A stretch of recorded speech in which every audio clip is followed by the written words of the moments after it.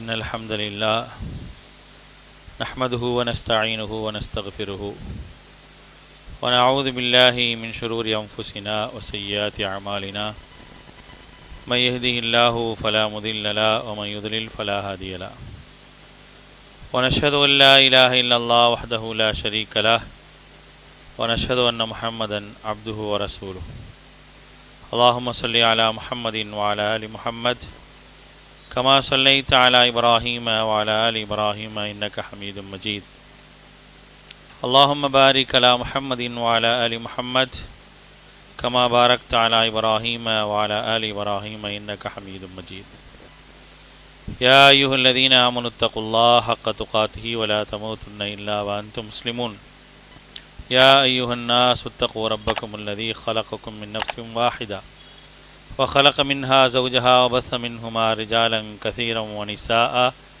واتقوا الله الذي تساءلون به والأرحام إن الله كان عليكم رقيبا يا أيها الذين آمنوا اتقوا الله وقولوا قولا سديدا يصلح لكم أعمالكم ويغفر لكم ذنوبكم ومن يطع الله ورسوله فقد فاز فوزا عظيما أما بعد فإن أصدق الحديث كتاب الله وخير الهدي هدي محمد صلى الله عليه وسلم وشر الأمور محدثاتها وكل محدثة بدعة وكل بدعة ضلالة وكل ضلالة في النار فقال الله تعالى في القرآن العظيم فأعوذ بالله من الشيطان الرجيم بسم الله الرحمن الرحيم كل نفس ذائقة الموت ثم إلينا ترجعون رب اشرح لي صدري ويسر لي أمري வஹ்லுல் உக்ததம் மின் லிசானி யஃப்கஹு கௌலி.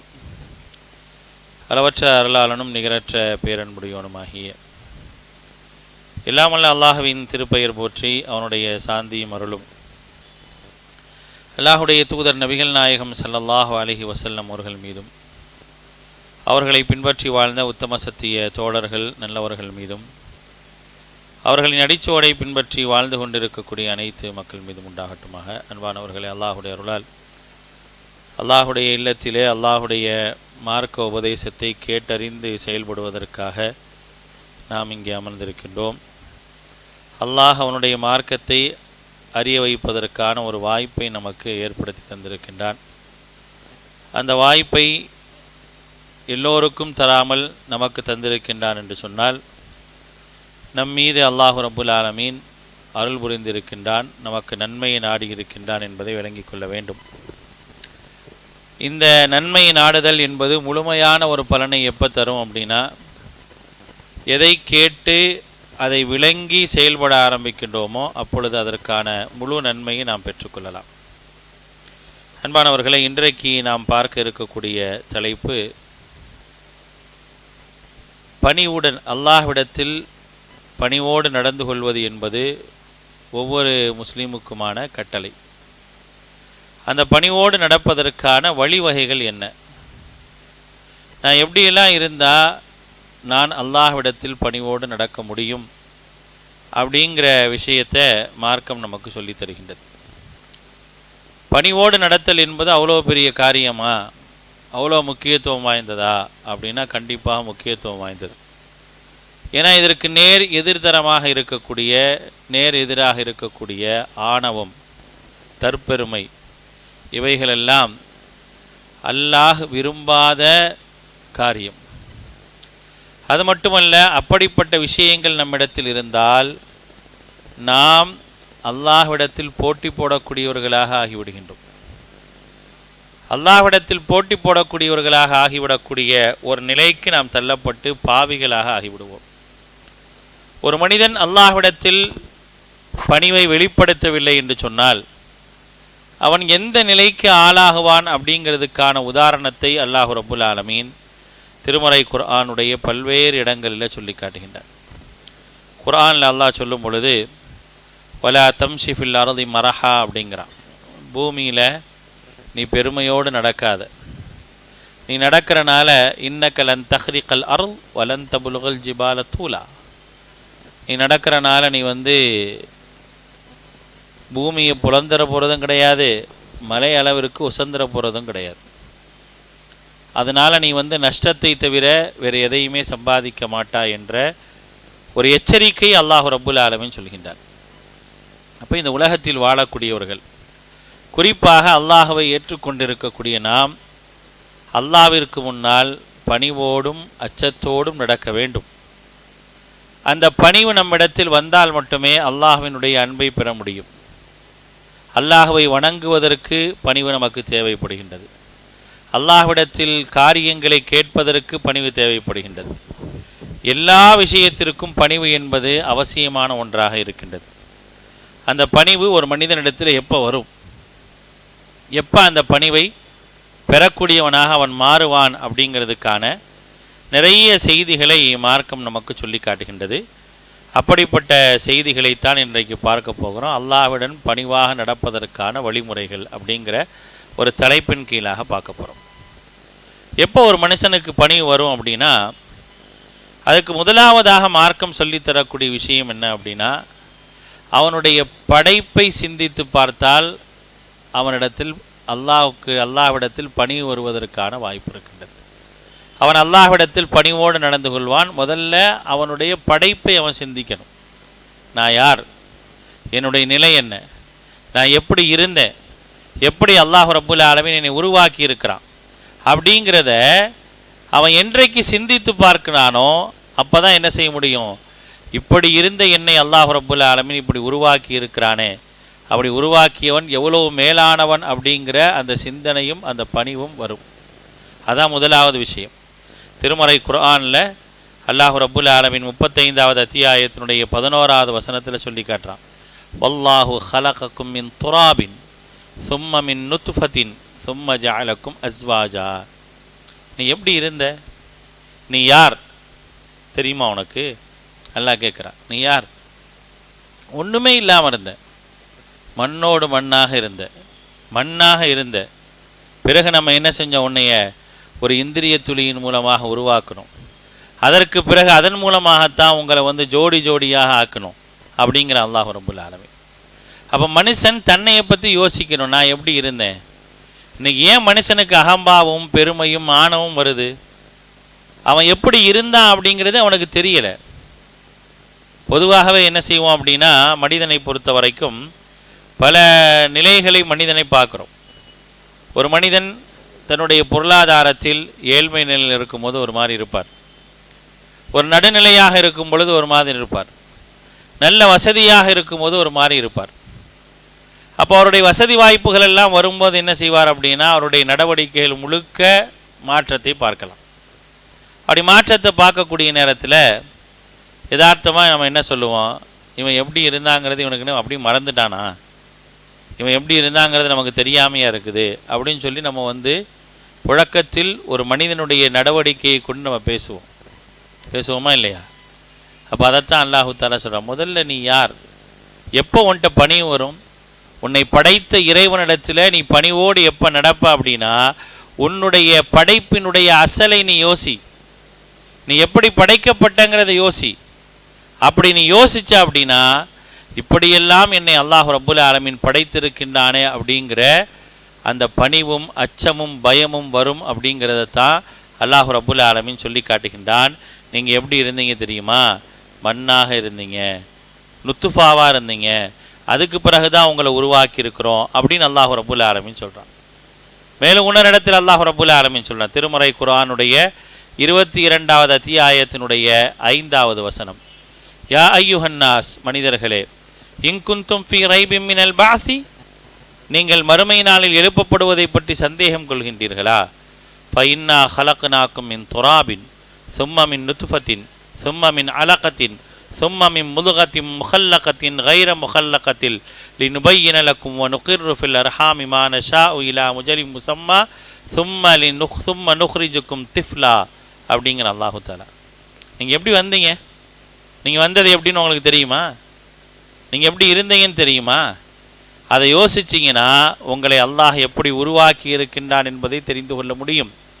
முதல்ல நீங்கள் மண்ணில் இருந்தும், பிறகு இந்திரியத்தில் இருந்தும், பிறகு அலக்கில் இருந்தும், பிறகு உருவாக்கப்பட்டதும் உருவாக்கப்படாததுமான சதைக்கட்டியிலிருந்து உங்களை படைத்தோம். நீ எப்படி இருந்த, உன்னுடைய தாயினுடைய வயிற்றில் நீ எப்படி இருந்த, ஒன்றுமே இல்லாதவனாக இருந்த. அதானே நம்ம யார்? ஒன்றுமே இல்லாதவர்கள். நமக்கு என்ன இருக்குது? நம்முடைய ஆற்றல் என்ன? நம்முடைய வல்லமை என்ன? ஏதாவது நமக்கு தெரியுமா? எதுவுமே தெரியாது. நான் நினச்சிக்கிறேன் என்னை விட ஆற்றல் உள்ளவன், வல்லமை உள்ளவன், திறமை உள்ளவன், எல்லாம் எப்படி வேணால் யோசிச்சுக்கலாம். எல்லாம் உனக்கு கொடுத்தது யாருன்னு கேட்குறான்ல. எல்லாம் உனக்கு கொடுத்தது யார்? எல்லாம் உனக்கு வந்துருச்சா? உனக்கு கொடுத்ததை எடுப்பதற்கு ஒரு நிமிடம் கூட ஆகாது. ஒரு மனுஷன் ரொம்ப ஆக்டிவாக இருக்கிறான்னா அல்லாஹ் அவனுடைய நரம்பை ஒன்றை இழுத்தானா போச்சு, அப்படி முடிஞ்சு போச்சு கதை. அதுக்கப்புறம் எந்திரிக்கவே முடியாது. என்ன முயற்சி பண்ணாலும் முடியாது. இதுதான் நீ உன்னுடைய அசல், உன்னுடைய படைப்பு, உனக்கான ஆற்றல், வல்லமை எதுவும் எல்லாம் அல்லாஹ் உனக்கு உருவாக்கி கொடுத்துருக்கிறான். எல்லாம் உனக்கு உருவாக்கி கொடுத்துருக்கிறான். நீ எவ்வளோ விஷயத்தை செய்கிறிய, எவ்வளோ விஷயத்தை யோசிக்கிறிய, நான் நினச்சதெல்லாம் செஞ்சு முடிச்சா நினைக்கிறிய, அதெல்லாம் ஒன்றுமே கிடையாதுங்கிறான். நீ ஒரு விஷயத்தை செய்யணுன்னாலும், ஒரு விஷயத்தை செய்கிறதுக்கு நினைக்கணுன்னாலும் அல்லாஹ் நாடாமல் உன்னால் நினைக்கக்கூட முடியாதுங்கிறான் ரப்புல் ஆலமீன். இதை நீ யோசி. இதை நீ யோசித்து பார்த்த அப்படின்னா உன்கிட்ட பணிவு வரும். நீ பணிவை வெளிப்படுத்துவாய். அல்லாஹ்விடத்தில் பணிவோடு நிற்பாய். அல்லாஹ்விடத்தில் பணிவோடு நன்றியை செலுத்துவாய். அல்லாஹ்விடத்தில் பணிவோடு வணக்கத்தை செலுத்துவாய் என்று மார்க்கம் சொல்லி காட்டுகின்றது. அப்போ நம்மளை யோசிக்கணும். நம்முடைய அசல் என்ன? நம்முடைய அடிப்படை என்ன? நம்முடைய திறமை என்ன? நம்முடைய வல்லமை என்ன? எல்லாம் எப்படி வந்துச்சு? ஒரு மிகப்பெரிய ஒரு அறிவாளியாக இருக்கக்கூடிய மனிதனை அறிவற்றவனாக ஆக்குவதற்கு அல்லாஹ்வுக்கு எவ்வளோ நேரம் தேவைப்படும்? மிகப்பெரிய அறிவாளியாக இருக்கலாம், நல்லா படிச்சிருக்கலாம், அவருடைய ஆற்றலும் திறமையும் போற்றப்படுவதாக இருக்கலாம். ஒரு நிமிடம் ஆகுமா? அல்லாஹ்வுக்கு ஒரு நொடி ஆகுமா? ஒன்றும் இல்லாமல் ஆக்கிடுவான். அந்த மனிதனுடைய மூளையை மழுங்கச் செய்தான் அப்படின்னா ஒன்றுமே இல்லை. அதே அந்த மனிதனுடைய மூளையை அப்படியே ஒன்றும் இல்லாமல் அமைக்கி விட்டான் அப்படின்னா உயிரற்ற ஜடம். என்ன நினைச்சாலும் பிழைக்க வைக்க முடியாது. என்ன நினைச்சாலும் பிழைக்க வைக்க முடியாது. உயிர் இருக்கும், ஒன்றும் செய்ய முடியாது. உயிர் வேணா இருக்கும், அவ்வளோதான். அவன்கிட்ட இருக்கக்கூடிய அந்த மூளை அப்படியே பஸ்ட் ஆயிருச்சுன்னா என்ன செய்ய முடியும்? அதனால தான் பல பேர் என்ன செய்கிறான், மூளை பஸ்ட் ஆனால் புணத்துடைய கணக்கில் வச்சு எல்லா உறுப்பையும் வித்துடுறான். இன்றைக்கி உயிர் போகிறதுக்கு முன்னால் அவனே கொன்று வித்துடுறான். ஏன்னா இவனுக்கு ஒன்றுமே கிடையாது. மூளையை பஸ்ட் ஆன பிறகு இவனால் ஒன்றுமே செய்ய முடியாதுன்னு எல்லாத்தையும் கண், ஹார்ட்டு, கிட்னி எல்லாத்தையும் எடுத்துகிட்டு போய் என்ன செய்கிறான், செத்து போயிட்டான், நீ செஞ்சால் பெரிய தியாகம் அப்படின்னு சொல்லி வித்துடுறான். அப்போ நீ உன்னை சிந்திச்சு பாரு, உனக்கான ஆற்றல் என்ன, திறமை என்னன்னு யோசிச்சு. உனக்கு ஒன்றுமே கிடையாது. எவ்வளோ வல்லமையும் எவ்வளோ ஆற்றலும் எவ்வளோ திறமையும் இருக்குன்னு நீ நினச்சாலும் ஒரு நிமிடத்தில் அல்லாஹ் நினச்சானா உன்னை ஒன்றும் இல்லாமல் ஆக்கிடுவான். நிறைய பேர் அல்லாஹ் உதாரணமாக சொல்கிறான் குர்ஆனில். மிகப்பெரிய உதாரணங்களை சொல்லி காட்டுகின்றார். ஃபிரௌனை விட ஒரு உதாரணம் வேணுமா? காரூனை விட ஒரு உதாரணம் வேணுமா? அவங்களாம் என்ன நினச்சாங்க? எனக்கு இருக்கக்கூடிய ஆற்றலும் வல்லமையும் திறமையும் பெரிய விஷயம், யாருக்குமே இருக்காதுன்னு நினச்சான். கடைசியில் பணிஞ்சு போய் அல்லாட்ட நின்றான். ஆனால் அல்லாஹ் அவ ஏற்றுக்க மாட்டாங்க. பணிஞ்சு போய் நின்றான். பணிஞ்சு போய் நின்று அல்லாட்ட கேட்டான் ஃபிரௌன், நான் இப்போ ஏற்றுக்கிறேன். கால ஆமன்து அல்லதி ஆமனத் பிஹி பனு இஸ்ராயில் வான மினல் முஸ்லிமின். பனு இஸ்ரவேலர்கள் எந்த இறைவனை ஏற்றுக்கிட்டாங்களோ அவங்கள நான் ஏற்றுக்கிறேன். அல்லாஹ் கேட்டான், அலான் உன் உயிரை பிடுங்கும் பொழுது தான் உனக்கு அல்லாஹ் மேலே பயம் வருதா, அச்சம் வருதா? இப்போ நீ இது பண்ணுறியா? எட்டி பார்க்குறேன்னு சொன்ன, இறைவனை எட்டி பார்க்கின்றேன்னு சொன்ன.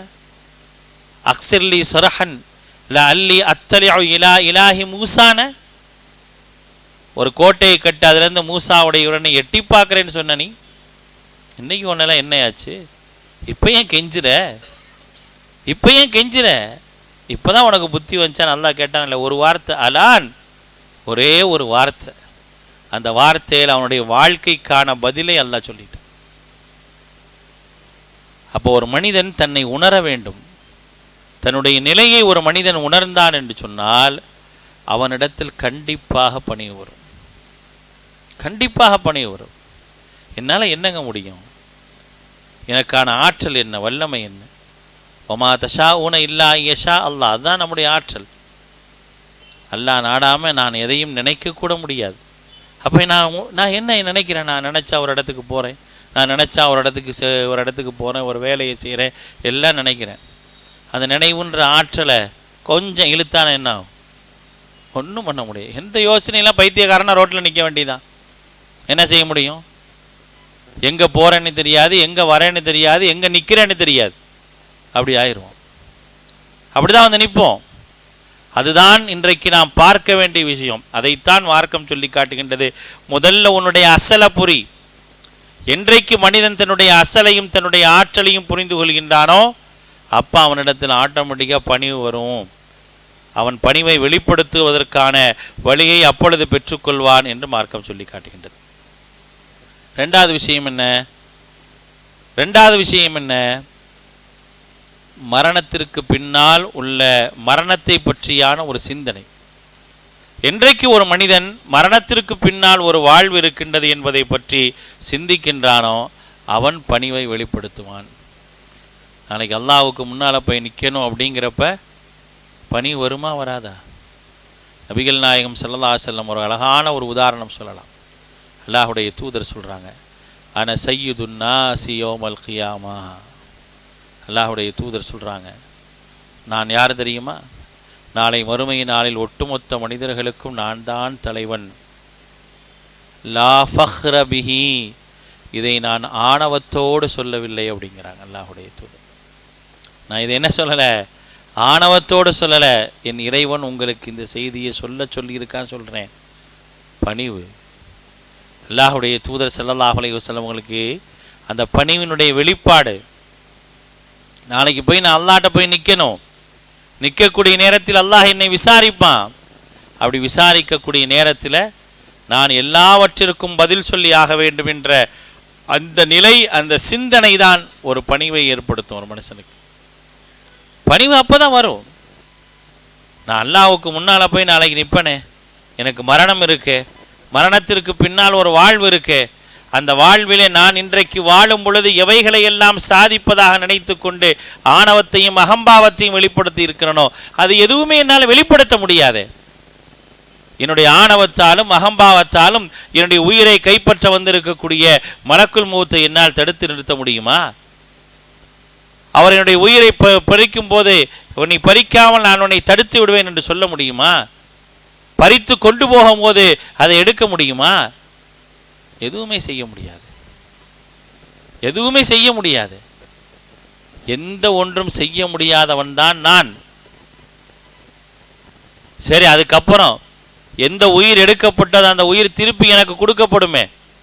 திருப்பி கொடுக்கப்பட்டு அங்கே கேள்வி கேட்பதற்காக 2 பேர் வந்து நிற்பாங்களே. அப்படி நிற்கக்கூடிய நேரத்தில் நான் ஆணவமாக பேச முடியுமா? அகம்பாவமாக இருக்க முடியுமா? எதுக்காவது வாய்ப்பு இருக்குதா? எதுவுமே இல்லை. அப்போ ஒரு மனிதன் சிந்திக்கணும். தன்னுடைய மரணம், அந்த மரணத்திற்கு பின்னால் உள்ள ஒரு வாழ்வு என்ற அந்த சிந்தனை இருந்தது என்று சொன்னால் கண்டிப்பாக அந்த மனிதன் பணிவுள்ளவனாக இருப்பான். அவனிடத்தில் பணிவு என்ன செய்யும்? கண்டிப்பாக வரும் என்பதைத்தான் அல்லாஹ் ரப்புல் ஆலமீன் சொல்லி காட்டுகின்றான். அதனால தான் அல்லாஹ் சொல்கிறான் சூரத் ஆல இம்ரான்ல, குல்லு நஃப்ஸின் தாயிகத்துல் மௌத். உங்களால் மரணத்தை தடுத்துட முடியுமா? எல்லாரும் மரணத்தை சுவைத்தே தீர்வீர்கள். வ இன்னமா துவஃபௌன, நீங்கள் மரணித்து விட்டீர்கள் என்று சொன்னால் உஜூரக்கும் யௌமல் கியாமா, நீங்கள் என்னவெல்லாம் இந்த உலகத்தில் செஞ்சீங்களோ அதற்கான கூலிகள் அங்கே வழங்கப்படும். அதற்கான கூலிகள் வழங்கப்படும். அதனால் அங்கே நீ வந்து தான் ஆகணும். என்ன செய்ய முடியாது? வராமலாம் இருக்க முடியாது. நான் எப்படியாவது தப்பிச்சு போய் இந்த உலகத்தில் வாழ்ந்துருவேன் அப்படின்னு சொல்கிறதுக்கான வாய்ப்பே இல்லை. நீ மரணித்தாலும், மண்ணோடு மண்ணாக மக்கி போனாலும், எரிந்து சாம்பல் ஆனாலும், அல்லது மரணத்திற்கு பிறகு காணாமல் போனாலும் கண்டிப்பாக வரணும். அதான் அல்லாஹ் சொல்கிறான் சூரத்துல் அன்கபூத் 29வது அத்தியாயத்துடைய 57வது வசனம், குல்லு நஃப்ஸின் தாயிகத்துல் மௌத் சும்ம இலைனா துர்ஜஊன். எல்லாரும் மரணத்தை தழுவுவீங்க, என்கிட்ட தான் நீங்கள் திரும்பி வருவீங்க. வேறு யார்கிட்டையாவது என்ன செய்ய முடியும்? போக முடியுமா? தப்பிக்க முடியுமா? என்கிட்ட தான் வரணும். அதுக்கப்புறம் உங்களுடைய நிலை என்ன என்பதை நான் தான் தீர்மானிப்பேன். நீ மரணித்த பிறகும் அல்லது நீ அழிக்கப்பட்ட பிறகும் நீ எங்கே இருக்கணும், எத்தனை நாள் இருக்கணும், எத்தனை வருடங்கள் இருக்கணும், எத்தனை வருடத்திற்கு பிறகு வரணும் என்பதையெல்லாம் நான் தான் தீர்மானிப்பேன். தீர்மானிக்கக்கூடிய நிலையில் நான் தான் இருக்கிறேன். அதை என்னால் மட்டுமே தீர்மானிக்க முடியும். உங்களால் முடியாது. உங்களால் முடிவதற்கான வாய்ப்பு கிடையாது. நீங்கள் எல்லாம் அழிந்து போகக்கூடியவர்கள். உனக்கு என்ன ஆணவம், உனக்கு என்ன அகம்பாவம்? நீ எப்படி அல்லாஹ்வை மறக்கலாம்? அல்லாஹ்வை வணங்கக்கூடிய நேரத்திலும் அல்லாஹ்வை வணங்குவதற்காக அழைக்கக்கூடிய நேரத்திலும் எந்த விதமான அச்சமும் இல்லாமல், எந்த விதமான பணிவும் இல்லாமல் நீ எப்படி இருக்க முடியும்? நீ யார்? இந்த உலகத்தில் இருக்கக்கூடிய எல்லோரும் அழிக்கப்படுவார்களே, அதே போன்று நீயும் அழிக்கப்படுபவன் தான். குல்லு மன் அலைஹா ஃபான். இந்த உலகத்தில் உள்ள எல்லாமே அழிஞ்சிரும், எல்லாமே அழிஞ்சிரும். ஒன்று கூட என்ன செய்யாது, இருக்காது. ஏதாவது இருக்குமா? ஏதாவது தக்க வைக்க முடியுமா? என்னை மட்டும் பாதுகாத்து கொள்ள முடியுமா? எதுவுமே முடியாது. யோசிச்சு பாருங்க. நான் அழிக்கப்படுறேன், என்னுடைய உடல் வைக்கப்படுது, மண்ணோடு மண்ணாக ஆக்கப்படுறேன், அல்லது மறுமை வருது, முழுமையாக அழிக்கப்படுறோம். வானம் பூமி எல்லாம் அழிக்கப்பட்ட பிறகு நான் 40 இடைவெளிக்கு அப்புறம் தான், அது வருடமா மாதமா நாளா வாரமா எதுவுமே தெரியாது. ஒரு 40 இடைவெளிக்கு பிறகுதான் இரண்டாவது சூர் ஊதப்படும். பைனன் நஃப்கத்தைனி அர்பஈன் அப்படிங்கிறாங்க அல்லாஹுடைய தூதர் ஸல்லல்லாஹு அலைஹி வஸல்லம். 2 சூர்களுக்கு மத்தியில் 40 இருக்குங்கிறாங்க. அது நாளா தெரியாது, 40 மணி நேரமா தெரியாது, 40 வாரமா தெரியாது, வருடமா தெரியாது, 40 அவ்வளவு. நான் 40 நாள் இருப்பேனான்னு கூட தெரியாத அளவுக்கு தானே என் நிலைமை இருக்குது. யோசிச்சு பார்த்துருக்கிறியா நீ? அப்படிங்கிற அல்லாஹு தாலா. நீ சிந்திச்சு பார்த்துருக்கிறியா? சரி, அந்த இடைப்பட்ட அந்த நேரத்தில் நீங்கள் எங்கே வைக்கப்பட்டிருப்பீங்க? அதை உங்களால் தீர்மானிக்க முடியுமா? உங்களால் அதை நிர்ணயிக்க முடியுமா? அதையும் தீர்மானிக்கிறவன் நான் தானே. நீங்கள் ஒரு இருளில் இருப்பீங்க. அந்த இருள் எப்படி இருக்கும், எங்கே இருக்கும், எப்படி அல்லாஹ் வச்சிருப்பான், எதையாவது உன்னால் யோசிக்க முடியுமா? கற்பனை செஞ்சு பார்க்க முடியுமா? ஒன்றுமே முடியாதே. அப்படிப்பட்டவன் தானே நீ. சரி, அதுக்கப்புறம் உன்னை எழுப்புறனே, எழுப்புன பிறகு உன் இஷ்டத்துக்கு அந்த இடத்துல போய் நிற்க முடியுமா? உன்னால் அதுக்கான சாத்தியம் இருக்குதா? நல்லா கேட்குறான். ஏதாவது சாத்தியம் இருக்குதா? உன்னை எழுப்பி விட்ட உடனே ஓட வைப்பானே அல்லாஹ், எதை பற்றியுமே யோசிக்காம ஓட வைப்பானே, அப்படிப்பட்ட ஒரு நிலையிலிருந்து உன்னை காப்பாற்றிக் கொள்ள முடியுமா? நீ எந்த நிலையில் எழுப்பப்படுகின்றாய் என்றாவது உனக்கு தெரியுமா? இங்க இருக்கிற வரைக்கும் அடுத்தவன் எப்படி இருந்தான், அடுத்தவன் அப்படி இருந்தான், அடுத்தவனை பார்த்து பார்த்து பார்த்து வந்தாயே, அங்கே அடுத்தவன் பக்கத்தில் ஓடிட்டு இருக்க உனையா பார்க்க முடியுமா உன்னால? அப்போ உனக்கு என்ன இருக்கு? அல்லாஹ்வுடைய கேள்வி என்ன, உனக்கு என்ன இருக்கு? என்னிடத்தில் பணிவோடும் அச்சத்தோடும் நடக்காமல் இருப்பதற்கு உன்கிட்ட என்னப்பா இருக்குது? ஒன்றுமே இல்லாத ஆள் நீ. ஒன்றுமே இல்லை, எதையுமே இல்லாதவனாகத்தான் நீ இருக்கின்றாய் என்று மார்க்கம் நமக்கு சொல்லி தருகிறது. இதெல்லாம் கண்டிப்பாக தெரியணும். இதெல்லாம் தெரிஞ்சாதான் ஒரு மனிதன் என்ன செய்வானா, பணிவை வெளிப்படுத்துவான். அல்லாஹ்வுக்கு முன்னால் போய் நிற்கும் பொழுது அந்த பணிவு வரும். அல்லாஹ்வுக்காக ஒரு காரியத்தை செய்யும் போது அந்த பணிவு வரும். பணிவு தானே வெற்றி. நான் பணிவோடு தொழுகையில் நின்றாதான் எனக்கு வெற்றி கிடைக்கும். பணிவில்லாமல் நான் தொழுதேன்னா எனக்கு வெற்றி இருக்குதா? பணிவும் அச்சமும் இல்லாமல் நான் செய்யக்கூடிய காரியங்களுக்கு ஏதாவது எனக்கு வெற்றி கிடைக்குமா? அல்லாஹ் சொல்றானே, கத் அஃப்லஹல் முஃமினூன் அல்லதீன ஹும் ஃபீ ஸலாத்திஹிம் காஷிஊன். எப்போ இறை நம்பிக்கையாளர்கள் வெற்றி பெறாங்க? பணிவு இருந்து அந்த பணிவோடு வணங்கினால்தான் வெற்றி. பணிவோடு வணங்கலனா வெற்றி இல்லை. பணிவில்லாமல் நீ பள்ளிவாசல்ல நின்று தொழுதுட்டு போன அப்படின்னா உனக்கு என்ன கிடைக்கும்? அல்லாஹ்வுடைய சாபம் கிடைக்குங்கிறான். பணிவில்லாமல் நீ நின்று தொழுகிற அந்த தொழுகையில் உன்கிட்ட பொடுபோக்கு இருக்குது, பிறர் பார்க்க வேண்டும்னு செய்கிற, அப்படியெல்லாம் தொழுதால், பணிவே இல்லாமல் உன்னுடைய அடக்கத்தை அமைத்து கொண்டால் என்ன கிடைக்கும்? ஃபவைலுல் லில் முஸல்லீன் அல்லதீனஹும் அன் ஸலாத்திஹிம் சாஹூன் அல்லதீனஹும் யுராஊன் அப்படிங்கிறான் அல்லாஹ் தஆலா. தொழுகையாளிக்கு நாசம் உண்டாகட்டுங்கிறான். அல்லாஹ் மட்டும் வயல் அப்படின்னு சொல்லிட்டான் அப்படின்னா அதை விட ஒரு மோசமான தண்டனை எதுவுமே இல்லை. நல்லா ஞாபகம் வச்சு.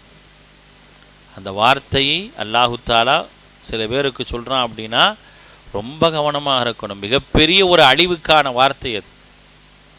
மனுஷன் ஒருத்தனை பார்த்து சொல்கிறது இல்லைங்க விஷயம். நீ நாசமாக போயிடுவ, விளங்காமல் போயிடுவ அப்படின்னு ஒரு மனுஷன் சொல்கிறதல்ல.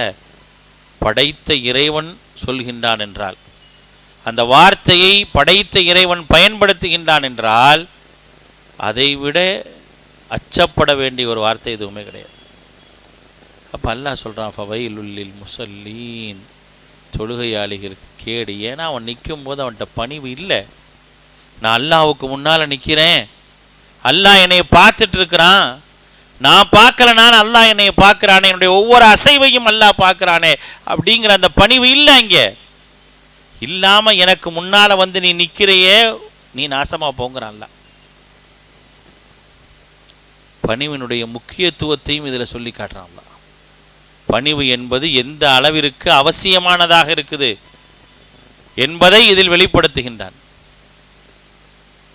அப்படிப்பட்ட ஒரு நிலை தான் நம்மள்கிட்ட வேணும்.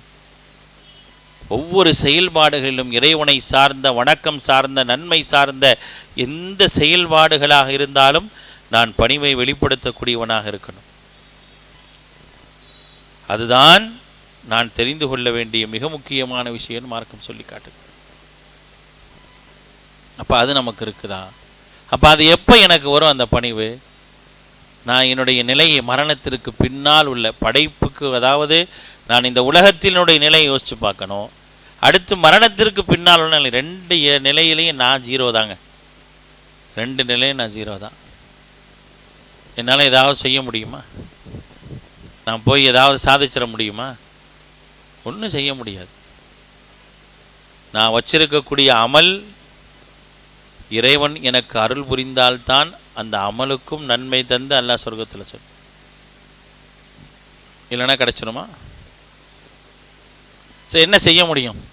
ஒருவேளை என் அமல்லாம் இருக்குது, அல்லாஹ் என் மேலே கருணை காட்டலை, என் மேலே வந்து அருள் புரியலை, நீ நரகத்துக்கு போன்னு சொல்லிட்டா என்ன செய்ய முடியும்? என்னால் போய் எதாவது கேட்க முடியுமா? முடியாது, ஒன்றும் முடியாது. அப்போ நீ அந்த வாழ்க்கையை யோசி. அப்படிப்பட்ட அந்த வாழ்க்கை யோசிச்ச அப்படின்னா அல்லாஹ் அப்படி செய்ய மாட்டேங்கிறான். யாருக்கும் நான் அநீதம் செய்பவன் அல்ல. ஆனால் அந்த அந்த அநீதம் செய்பவன் அல்ல அப்படிங்கிற அந்த உறுதிப்பாட்டில் தான் நம்ம என்ன செய்கிறோம்? ரொம்ப நம்பி இருக்கிறோம். ஒருவேளை நான் என்ன செய்கிறேன், என்னுடைய அருள் உன் மீது இல்லை அப்படின்னா என்னுடைய அமல் கூட ஒன்றும் இல்லாமல் போயிடும். யோசிச்சு பாருங்கள். அப்போ இதை யோசிச்சா என்ன செய்யுங்கிறான்ல, உனக்கு பணிவு வருங்கிறான். பணி வருவதற்கான வழிகள் அப்படிங்கிறான். அடுத்து என்ன, நான் பணிவோடு நடக்கணும் அப்படின்னா அந்த பணிவுக்கான நன்மை என்னங்கிறத நான் தெரிஞ்சுக்கணும். நான் பணிவோடு நடக்கிறனால எனக்கு என்ன நன்மை கிடைக்கும், என்ன நன்மையை நான் பெற முடியும்? அல்லாஹுடைய தூதர் ஸல்லல்லாஹு அலைஹி வஸல்லம் சொல்லி காட்டுறாங்க. முஸ்லீமில் பதிவு செய்யப்பட்டிருக்கக்கூடிய செய்தி, மா நகசத் சதகத்தும் மிம்மாலின். அல்லாஹுடைய தூதர் சொல்கிறாங்க, ஒரு மனிதன் தர்மம் செய்வதின் காரணமாக, ஒரு மனிதன் தன்னுடைய பொருளாதாரத்தை தர்மம் செய்வதின் காரணமாக ஒரு காலமும் அவனுடைய பொருளாதாரம் குறையாது. அல்லாஹுடைய தூதர் சொல்கிறாங்க, மா நகசத் சதகத்தும் மிம்மால். உன்கிட்ட காசு பணம் இருக்குது, அந்த காசு பணத்தை நீ செலவழிக்கிறனால உனக்கு அல்லாஹ் அந்த பொருளாதாரத்தை குறைச்சிருவானா? குறைக்க மாட்டான். அதே போல் மா ஜாதல்லாஹு அபுதன் பி அஃப்வின் இல்லா இஸ்ஸா. எந்த ஒரு மனிதன் பிறருடைய விஷயத்தில் மன்னிப்பையும் பெருந்தன்மையும் வெளிப்படுத்துகின்றானோ அவனுக்கு அல்லாஹு தஆலா கண்ணியத்தை அதிகப்படுத்துவான். அடுத்தவங்களுடைய விஷயத்தில் என்றைக்குமே வந்து பெருந்தன்மையோடு நடந்துக்கணும், மன்னிப்பை வெளிப்படுத்தணும். அல்லாஹுடைய தூதர் ஸல்லல்லாஹு அலைஹி வஸல்லம் அவர்கள் அப்படி தான் இருந்தாங்க. பல விஷயங்களை பெருந்தன்மையோடு அல்லாஹுடைய தூதர் நடந்துக்குவாங்க. அவங்களைப் போல மன்னிப்பை வெளிப்படுத்தவங்க யாருமே இல்லை. அல்லாஹு தஆலா சொன்ன வஅஃபு அன்ஹும் வஸ்தக்ஃபிர் லஹும், அவங்கள மன்னிங்க, அவங்கள்ட்ட பெருந்தன்மையோடு நடந்துக்கங்க. அல்லாஹுடைய தூதருக்கு அல்லாஹ் கட்டளையிட்டான். அப்படி நடந்துக்கிறனால உங்களுக்கு என்ன ஆகும்? உங்களுக்கு கண்ணியம் கூடுமே தவிர எந்த விதத்திலும் உங்களுடைய கண்ணியம் குறையாது. அல்லாஹ் கூட்டி வைப்பான். ஒருத்தர் பெருந்தன்மையாக நடக்கிறனால நான் உன்னை பெருந்தன்மையாக விட்டுட்டேங்க அப்படின்னு சொல்லிட்டு போக வேண்டியது. நீங்கள் அதை சொல்லிட்டு அல்லாஹ்வுக்காக நான் பெருந்தன்மையாக நடந்துக்கிட்டேன்னா உங்களுக்கான கண்ணியம் அங்கே உயர்த்தப்படும், அதிகப்படுத்தப்படும். யார் சொல்கிறா? அல்லாஹுடைய தூதர் சொல்கிறாங்க, வமா தவாதஅ அஹதுல் லில்லாஹி இல்லா ரஃபஅஹுல்லாஹ். எந்த ஒரு மனிதர் அல்லாஹ்விடத்தில் பணிவோடு நடந்து கொள்கின்றாரோ நிச்சயமாக அல்லாஹ் ரப்புல் ஆலமீன் அவருடைய அந்தஸ்தை உயர்த்துவான் அப்படின்னு சொல்லி அல்லாஹுடைய தூதர் சொல்கிறாங்க. அப்போ இதற்கான வெகுமதி என்ன, இதுக்கான வெகுமதி என்ன அப்படிங்கிறத புரியணும். நான் பணிவுடன் இருப்பதால் எனக்கு கிடைக்கக்கூடிய வெகுமதி என்ன? அல்லாஹ்விடத்தில் நான் பணிவோடு நடக்கிறனால அல்லாஹ் என் அந்தஸ்தை உயர்த்தி வைக்கிறான். அந்தஸ்து உயர்த்தப்படுது, என்னுடைய அமல்கள் போற்றப்படுது, என்னுடைய எல்லா நல்ல காரியங்களுக்கும் மிகப்பெரிய ஒரு நற்கூலி கிடைக்கின்றது. அப்படி இருக்கும்போது இதை விட ஒன்று வேணுமா? என்றைக்குமேங்க இஸ்லாம் என்ன சொல்லுது அப்படின்னா, எல்லா நன்மைகளுக்கும் அதனுடைய கூலியை உணர்ந்து செய்யுங்கன்னு தான் சொல்லுது. எந்த நன்மையாக இருந்தாலும் சரி, சிறுசோ பெருசோ, அதுக்கு நல்லா ஒரு கூலியை வச்சுருப்பான்ல, அந்த கூலியை உணர்ந்து செய்யுங்க. அந்த கூலியை அல்லாட்ட மட்டும் எதிர்பார்த்து செய்யுங்க.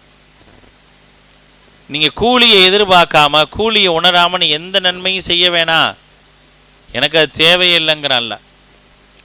போனால் போகுதுன்னா நான் எந்த இபாதத்தையும் செய்ய வேண்டியது கிடையாது.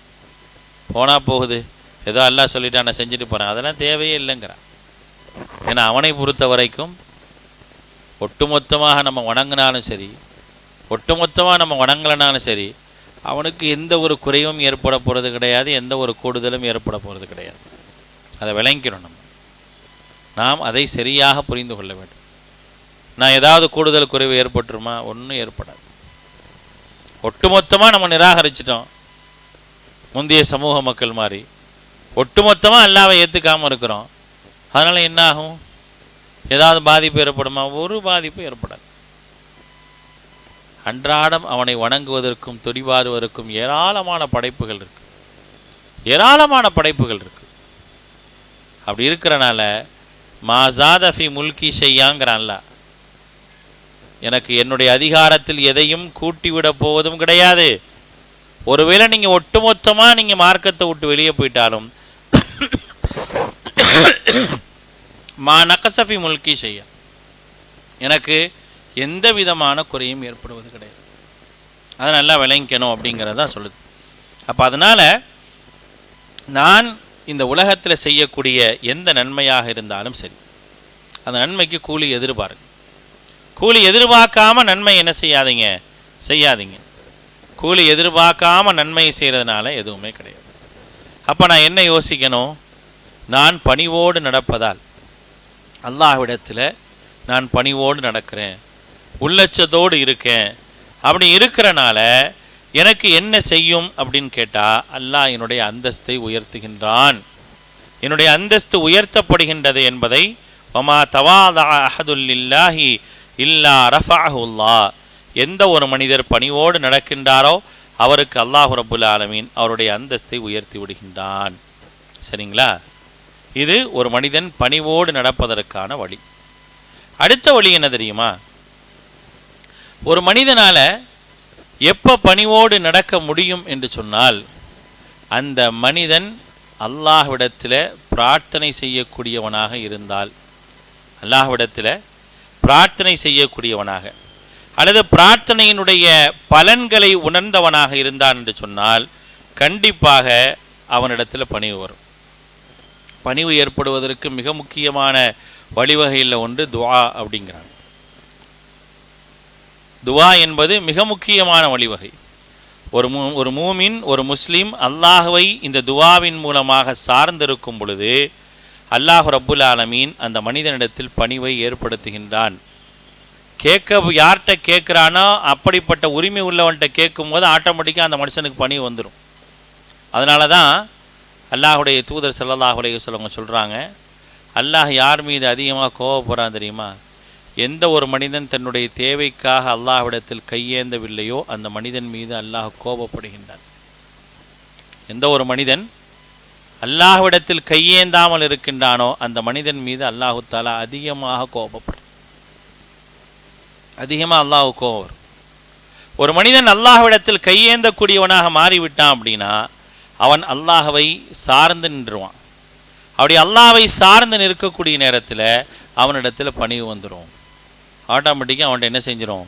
பணிவு வந்துவிடும் என்பதை மார்க்கம் மிக தெளிவாக சொல்லி காட்டுகின்றது.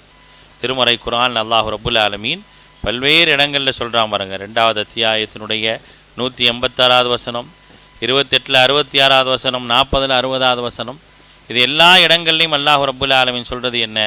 வஇதா சஅலக இபாதி அன்னி ஃபஇன்னி கரீப் உஜீபு தஅவத்தத் தாஇ இதா தஆன் ஃபல்யஸ்தஜீபு லீ வல்யுமினு பி லஅல்லஹும் யர்ஷுதூன். இது ஏதோ நீங்கள் துஆ செய்யுங்க அப்படிங்கிறதுக்காக அல்ல. ஒரு மனிதன் பிரார்த்தனை செய்கின்றான் என்று சொன்னால் அந்த பிரார்த்தனையில் கண்டிப்பாக நான் கேட்பதற்கு தகுதியான விடத்தில் கேட்கிறேன்ற அந்த எண்ணம் வந்துடும். நான் யார்கிட்ட கேட்குறேன்? நான் கேட்பதற்கு தகுதியான இடத்துல கேட்குறேன், வேற யார்ட்டையும் கேட்கல. கொடுப்பதற்கு எந்த விதமான ஆற்றல் இல்லாதவன்கிட்ட கேட்கல. எனக்கு எந்த விதமான தீங்கையும் நன்மையும் செய்ய முடியாதவன்கிட்ட கேட்கல. எனக்கு வரக்கூடிய தீங்கை எவன் தடுப்பானோ அவனிடத்தில் கேட்குறேன், எனக்கு எவன் நன்மையை தருவானோ அவனிடத்தில் கேட்குறேன். அப்படிங்கிறப்ப அந்த துஆவின் மூலமாக ஒரு பணிவு ஏற்படும். கையேந்தி பாருங்களேன், ஒரு இஹ்லாஸோட உள தூய்மையோடு கையேந்தும் போது என்னை அறியாமலே அங்கே அல்லாஹு தஆலா நமக்கு ஒரு பணிவை ஏற்படுத்தும். அதை அப்படியே உருவாக்கிடுவான் அல்லாஹ் ரப்புல் ஆலமீன். அந்த உருவாக்கி அவனிடத்துல கையேந்தி நிற்போம். நிற்கும்போது அழுகிறோம், மன்றாடுறோம், கெஞ்சுறோம். இதெல்லாம் எப்படி வருது? இதெல்லாம் எப்படிங்க வருது? எவனிடத்திலும் கெஞ்சாத நான் என்னை படைத்த இறைவனிடத்திலிருந்து கெஞ்சுறேன், அழுகிறேன், கண்ணீர் வடிக்கிறேன். அதெல்லாம் பணிவுக்கான ஒரு அடையாளமாக மார்க்கம் சொல்லி காட்டு. ஒரு உள்ளச்சத்தோடு நான் பிரார்த்தனை செய்யக்கூடிய நேரத்தில் என்கிட்ட அந்த பணிவு வரும். அப்போ தான் என்னுடைய தேவைகள், என்னுடைய காரியங்களை கேட்பதற்குரியவனிடத்தில் கேட்குறேன். அல்லாஹுடைய தூதர் கையேந்தினாங்கன்னா, அவர்கள் மன்றாடினார்கள் என்றால் ஒட்டுமொத்த பணிவையும் வெளிப்படுத்தி ஆற்றல் மிக்கவன் நீ ஒருவனே அப்படிங்கிறத மிக அழகாக சொல்லி கேட்பாங்க நபிகள் நாயகம் ஸல்லல்லாஹு அலைஹி வஸல்லம். பத்ர் போரில் பிரார்த்தனை செய்கிறாங்க. ஒட்டுமொத்தமாக இஸ்லாமிய சமூகம் வந்து நிற்குது. அல்லாஹுடைய தூதர் தனியாக தன்னுடைய கூடாரத்தில் போய் மன்றாடுறாங்க. யா அல்லாஹ், உனக்காக இங்கே வந்து நிற்குது இந்த கூட்டம். இவங்களை நீ இல்லாமல் ஆக்கிட்டனா உன்னை வணங்குவதற்கு யாருமே இருக்க மாட்டாங்க, உன்னை வணங்குவதற்கு யாருமே இருக்க மாட்டாங்க அப்படின்னு சொல்லி அல்லாஹுடைய தூதர் ஸல்லல்லாஹு அலைஹி வஸல்லம் மன்றாடுறாங்க. மன்றாடுவதற்கு வல்லமை பெற்றவன் அவன், அவனிடத்தில் மன்றாட வேண்டும். அழுகிறாங்க, அழுது அழுது மன்றாடுறாங்க. அவர்கள் மேலே போட்டிருந்த துணியெல்லாம் கீழே விழுகிறக்கூடிய அளவிற்கு அல்லாஹுடைய தூதருடைய மன்றாடுதல் இருந்தது. எப்படி அது? அந்த மன்றாடுதல் வரும் பொழுது ஒரு மனிதனிடத்தில் இயற்கையிலே ஒரு பணிவு ஏற்படும். ஏனால் நான் தகுதியானவிடத்தில் கேட்கின்றேன், தகுதியானவிடத்தில் கேட்கின்றேன் அப்படிங்கிற அந்த எண்ணம் வந்துடும். கஷ்டமாக இருக்கா, சிரமமாக இருக்கா, துன்பமாக இருக்கா, யார்கிட்டங்க நான் சொல்ல முடியும்? உரிமையாக சொல்வதற்காக உள்ளவன் அவன் ஒருவன் மட்டுமே. அம்மை யுஜீபுல் முதுத்தர்ர இதா தஆஹு வயக்ஷிஃபு ஸூஅ. அல்லாஹ் சொல்கிறான், ஒருத்தன் கஷ்டப்படுறான், சிரமப்படுறான், அவனுடைய கஷ்டத்தை போக்கக்கூடியவன், பதிலளிப்பவன் யார் இருக்கிறா? அவனுடைய தீங்கை போக்கக்கூடியவன் யார் இருக்கிறா? யாரால் போக்க முடியும்? எனக்கு எவ்வளோ பெரிய தீங்கு வருவதாக இருந்தாலும் அல்லாஹ்வை தவிர யாரும் போக்க முடியாது. அப்போ நான் அல்லாஹ்ட்ட அந்த தீங்கை முற்படுத்தி கேட்கக்கூடிய நேரத்தில் இந்த தீங்குகளிலிருந்து என்னை காப்பாற்றுபவன் நீதான் சொல்லும் பொழுது அங்கே ஒரு மனிதனிடத்தில் இயற்கையிலேயே பணிவு ஏற்படுங்கிற அல்லாஹ் தஆலா. பணிவு ஏற்பட்டுவிடும்.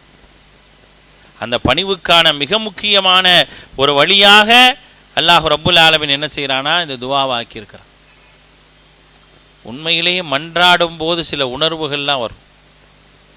நம்மளை அறியாமலே என்ன செய்வோம் அப்படின்னா, எவ்வளோ பெரிய நிலையில் இருந்தாலும் நாம் அல்லாஹுக்கு முன்னால் உட்கார்ந்து அல்லது தனிமையில் இரவு நேரத்தில் உட்கார்ந்து இறைவனை அழைக்கும் பொழுது அங்கே என்ன வரும் தெரியுமா? யதுஊன ரப்பஹும் ஹௌஃபன் வ தமஆ அப்படிங்கிறான். அச்சமும் அவன் தரக்கூடிய பாக்கியங்கள் மீது உள்ள அந்த ஆர்வமத்தோடு நான் போய் நிற்பேன். ஒரு மனுஷன் நிற்பான், ஒரு இறை நம்பிக்கையாளன் இருப்பான் அப்படிங்கிறத அல்லாஹ் ரப்புல் ஆலமீன் திருமறை குர்ஆனில் சொல்லி காட்டு. அந்த பணிவும் அதுதான் மிக முக்கியமான விஷயம். அதை உங்களுக்கு நான் எதன் மூலமாக தரேன்? பிரார்த்தனையின் மூலமாக தரேன். வகால ரப்புக்கும் உங்களுடைய இறைவன் கூப்பிடுகின்றான், உங்களை அழைக்கின்றான், உங்களிடத்தில் சொல்கின்றான், உதுஊனி என்னை அழையுங்கள், உதுஊனி என்னை அழையுங்கள், அஸ்தஜிபு லக்கும் உங்களிடத்தில் நான் பதிலளிக்கின்றேன். இன்னல்லதீன யஸ்தக்பிரூன அன் இபாதத்தி சயதுகுலூன ஜஹன்னம். அல்லாஹ் ரப்புல் ஆலமீன் சொல்றான், என்னை அழைங்க, கூப்பிட்டு சொல்றான். அழைச்சா எனக்கும் உனக்குமான உறவு என்பது ஒரு பிடித்தமானதாக இருக்கும். என்னை பற்றி நீ புரிந்து கொள்வ, என்னுடைய வல்லமையும் ஆற்றலையும் நீ தெரிந்து கொள்வ, நான் எந்த அளவிற்கு உன் மீது அக்கறை கொண்டிருக்கின்றேன் என்பதை தெரிந்து கொள்வ. அந்த அக்கறை எப்படி இருக்கும்? அல்லாஹுடைய தூதர் ஸல்லல்லாஹு அலைஹி வஸல்லம் அவங்க சொல்கிறாங்களா இல்லையா? சல்மான் ஃபாரிசி ரலியல்லாஹு அன்ஹு அறிவிக்கிறாங்க, இன்ன ரப்பக்கும் தபாரக வ தஆலா ஹய்யுன் கரீமுன். உங்களுடைய இறைவன் இருக்கின்றானே, பாக்கியமிக்க உயர்ந்த உங்களுடைய இறைவன் இருக்கின்றானே, இன்ன ரப்பக்கும் தபாரக வ தஆலா அப்படிங்கிறாங்க. அந்த வார்த்தையே ரொம்ப முக்கியமான வார்த்தை அந்த ஹதீஸில். உங்களுடைய இரட்சகன் எப்படிப்பட்டவன்? தபாரக், ஒரு அலாதியான ஒரு அபிவிருத்தி வாய்ந்தவன். வ தஆலா உயர்ந்தவன். அவன் எப்படிப்பட்டவன் தெரியுமா? ஹய்யுன் கரீமுன். அவன் கண்ணியமிக்கவன், வெட்கப்படக்கூடியவன். யஸ்தஹி மின் அப்திஹி இதா ரஃபஅ யதைஹி, யஸ்தஹி மின் அப்திஹி இதா ரஃபஅ யதைஹி இலைஹி அன் யருத்தஹுமா சிஃப்ரா. அல்லாஹ்வுடைய தூதர் சொல்றாங்க, உங்களுடைய இறைவன் கண்ணியமானவன், வெட்கப்படக்கூடியவன். தன்னுடைய அடியான் அவனிடத்தில் இரண்டு கையையும் ஏந்தி விட்டான் என்று சொன்னால் அன் யருத்தஹுமா சிஃப்ரா, அதை வெறுங்கையாக அனுப்ப அல்லாஹ் வெட்கப்படுகின்றான். வெறுங்கையா அனுப்ப என்ன செய்கிறான்? அல்லாஹ் வெட்கப்படுறான். அப்போ இதை ஒரு மனிதனால் நீ புரிஞ்சுக்கோ, என்னை நீ புரிஞ்சுக்கோ. அப்படி புரிந்து கொண்டு நீ கேட்கக்கூடிய நேரத்தில் கண்டிப்பாக உனக்கு கிடைக்கும் அப்படிங்கிறத மார்க்கம் சொல்லி காட்டுகின்றது. அப்போ எப்போ இது கிடைக்கும் அப்படின்னா, அதுலேயும் ஒரு முக்கியமான விஷயம் இருக்குது. நீங்கள் மன்றாடும் பொழுது அந்த மன்றாடுதலில் சில விஷயங்கள் இருக்கணும். என்ன மன்றாடுதல் தெரியுமா? அல்லாஹுடைய தூதர் ஸல்லல்லாஹு அலைஹி வஸல்லம் சொல்கிறாங்க, உதுல்லாஹ் வ அன்தும் மூகினூன பில் இஜாபா. நான் உட்காடுறேங்க, கையேந்துறேங்க, ஏந்தி அல்லாட்ட கேட்குறேங்க. கேட்கும்போது நான் எப்படி கேட்கணும் தெரியுமா? நான் கையேந்தக்கூடிய இந்த ஏந்துதலுக்கு அல்லாஹ் பதிலளித்து விட்டான் என்ற உறுதியோடு கேட்கணும். பதிலளித்து விட்டான் அப்படிங்கிற உறுதியோடு கேட்கணும். வஅலமு, அறிந்து கொள்ளுங்கள், அன்னல்லாஹ லா யஸ்தஜீபு துஆ மின் கல்பின் காஃபிலில்லாஹ். உள்ளத்தில் எந்த விதமான இஹ்லாஸும் இல்லாமல், ஒரு பணிவும் இல்லாமல், ஏனோதானோன்னு ஒரு ஆள் துவா செஞ்சால் அவருடைய துவா ஏற்றுக்கொள்ளப்படாது, அவருக்கு பதிலளிக்க மாட்டான் அல்லாஹ். அப்படிங்கிறத அல்லாஹுடைய தூதர் ஸல்லல்லாஹு அலைஹி வஸல்லம் அவர்கள் சொல்கிறாங்க. அன்பான சகோதரர்களே, சகோதரிகளே, நாம் விளங்கி கொள்ள வேண்டிய விஷயம் என்னவென்று சொன்னால், என்னை படைத்த இறைவன் என்னை படைச்சிட்டான், எனக்கு தேவையான எல்லாத்தையும் கொடுக்குறான், கேட்டும் கொடுக்குறான், கேட்காமையும் கொடுக்குறான், எல்லாமே எனக்கு செஞ்சிட்ருக்கிறான். அப்போ நான் அந்த இறைவனிடத்தில் எப்படி நடப்பது? என்னை படைத்த இரட்சகனிடத்தில் நான் எப்படி நடந்து கொள்ள வேண்டும் அப்படிங்கிற ஒரு விஷயம் வரும் பொழுது அந்த இடத்தில் நிறைய விஷயங்களை மார்க்கம் சொல்லுது. உன்னுடைய இறைவனிடத்தில் நீ இப்படி நடந்துக்கோ, இப்படி நடந்துக்கோ, இப்படி நடந்துக்கோ, இப்படி நடந்துக்கோன்னு சொல்லி ஒரு நீண்ட ஒரு பட்டியலை மார்க்கம் சொல்லி காட்டுது. அதில் மிக முக்கியமானது என்ன அப்படின்னா, அல்லாஹ்விடத்தில் பணிவோடு நடத்தல், அல்லாஹ்விடத்தில் பணிந்து நடத்தல் அப்படிங்கிற ஒரு விஷயத்தை மிக முக்கியமாக சொல்லுது. அடியான் என்றைக்குமே பணிந்து நடக்க வேண்டும். அவனிடத்தில் பணிவு என்பது இல்லை என்று சொன்னால் அல்லாஹ்விடத்தில் போரிட அவன் தயாராயிட்டான். அல்லாஹ்விடத்தில் அவன் போரிட தயாராகி விட்டான் என்பதை அல்லாஹுடைய தூதர் ஸல்லல்லாஹு அலைஹி வஸல்லம் அவங்க சொல்லி காட்டுறாங்க. ஆக அந்த அடிப்படையில் நாம் பணிவோடு நம்மை படைத்த இறைவனிடத்தில் வணக்கமாக இருக்கட்டும், இன்னபிற காரியங்களாக இருக்கட்டும், எல்லா விதத்திலும் என்னுடைய இறைவனுக்கு முன்னால் அப்படின்னு வரும் பொழுது நான் ஒரு பணிவான ஒரு அடியானாக இருக்க வேண்டும். அப்படி இருப்பதற்கான வழிகள் என்ன என்பதை மார்க்கம் சொல்லி இருக்கின்றதோ அந்த வழிகளை சரியான முறையில் நினைவுபடுத்தி கொண்டு நடக்க வேண்டும். எல்லாம் வல்ல அல்லாஹ் அப்படிப்பட்ட நல்ல சிந்தனையுடைய நல்ல அடியார்களாக உங்களையும் என்னையுமாக்கி அல்புரிவானாக. வஆஹிர் தஅவானா அனில் ஹம்துலில்லாஹி ரப்பில் ஆலமீன். அஸ்ஸலாமு அலைக்கும் வரஹ்மத்துல்லாஹி வபரகாத்துஹு.